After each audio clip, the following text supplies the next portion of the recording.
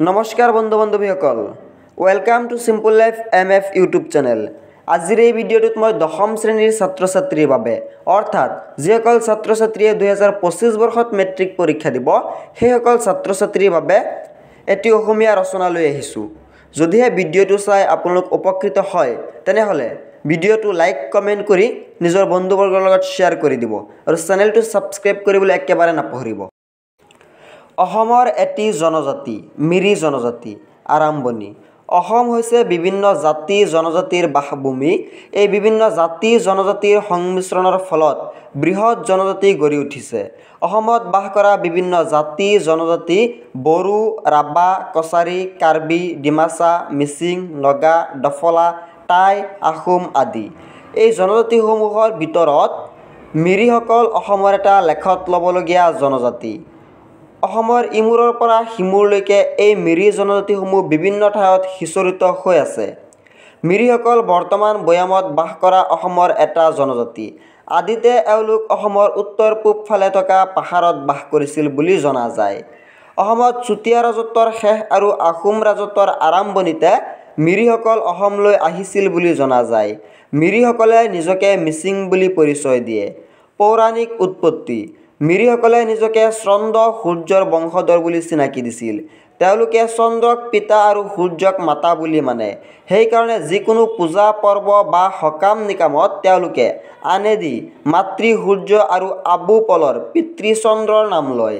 তেওঁলোকে প্ৰথমে সোণৰ আৰু ৰূপৰ জখলাই দি স্বৰ্গৰ পৰা নামি আহিছিল বুলি জনা যায় বা কয়। বৰ্তমান বাসস্থান। বৰ্তমান মিৰিসকল শদিয়াৰ তেজপুৰলৈকে বিয়পি আছে। মিৰিসকলে নৈৰ পাৰত বাস কৰে।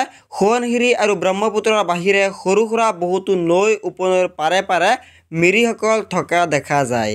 নৈৰ পাৰত বাস কৰাৰ কাৰণে বাৰিষা নৈৰ পানীৰ পৰা ৰক্ষা পাবলৈ তেওঁলোকে চাঙত থাকে। শাৰীৰিক গঠন। মিৰিসকল মংগোলীয় জাতিৰ মানুহ। তেওঁলোকৰ শাৰীৰিক গঠন মংগোলীয় জাতিৰ লগত প্ৰায় একেই। তেওঁলোক ওখ কিংবা বৰ চাপৰো নহয়। ওখ বগা নহ'লেও শৰীৰৰ বৰণ বগা। বড়ি, নাক সাধাৰণতে চুটি। জখলাত উঠা নমা কৰিবৰ কাৰণে বড়িৰ কলাফুল শকত। সামাজিক আৰু ঘৰুৱা কাম কাজ। মিৰিসকলৰ মাজতে বহুতো পৰিয়াল লগ লাগি একে ঘৰতে বাস কৰাৰ নিয়ম আছে। ঘৰত আই মুখিয়ালজনৰ পৰামৰ্শমতে কাৰ্য কৰা হয় যদিও ঘৰত তিৰোতাসকলে কুকুৰা, গাহৰি, ছাগলী, কাপোৰ বৈ বেলেগে বেলেগে যাৱতীয় খৰচ উলিয়াই লয়। পুৰুষসকলে ঘৰৰ সকলো কাম নকৰি ৰিক্সেং বা সৰিয়হ খেতি কৰি নিজ নিজ খৰচ উলিয়াই লয়। ঘৰৰ মানুহে যেনেকৈ ঘৰৰ মুখিয়ালজনক সন্মান কৰি চলে তেনেকৈ বয়োবৃদ্ধসকলকো সন্মান কৰে। গাঁৱত হাই কাজিয়া হ'লে কেবাং চাপে অৰ্থাৎ সমাজে গোট খায়। সমাজৰ বয়োবৃদ্ধসকলে বিচাৰ কৰি ৰায়দান দিয়ে। মিৰিসকলৰ সামাজিক জীৱন যাপন শান্তিপূৰ্ণ।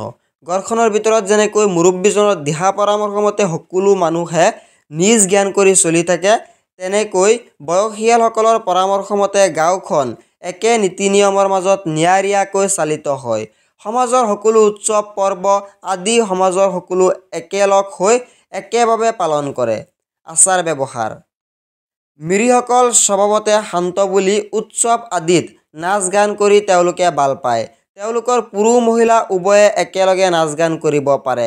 আনন্দৰ কাৰণে তেওঁলোকে ৰং ধেমালি কৰে।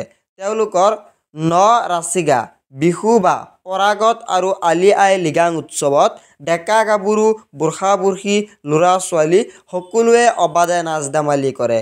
মিৰিসকলে অতিথিক শুশ্ৰূষা কৰি ভাল পায়।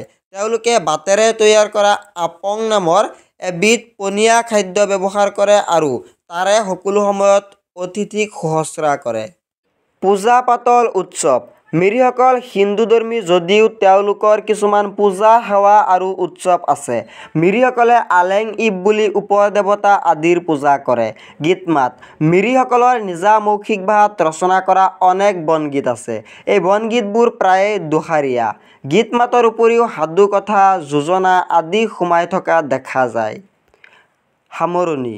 অসমৰ উত্তৰ পূব প্ৰান্তৰ সোৱণশিৰি পাহাৰ এৰি অতি পুৰণি কালতে অসমৰ নৈবিলাকৰ পাৰে পাৰে চাপৰিৰ আঁৰে আঁৰে মিৰিসকল সিঁচৰিত হৈ পৰা তেওঁলোক এতিয়ালৈকে অসমৰ লুইত সোৱণশিৰি কৈ থাকিব আৰু বিভিন্ন ভাষা সাহিত্য সংস্কৃতিৰ মাজতে এটা প্ৰধান অংগ হৈ অসমত চিৰদিন জিলিকি থাকিব।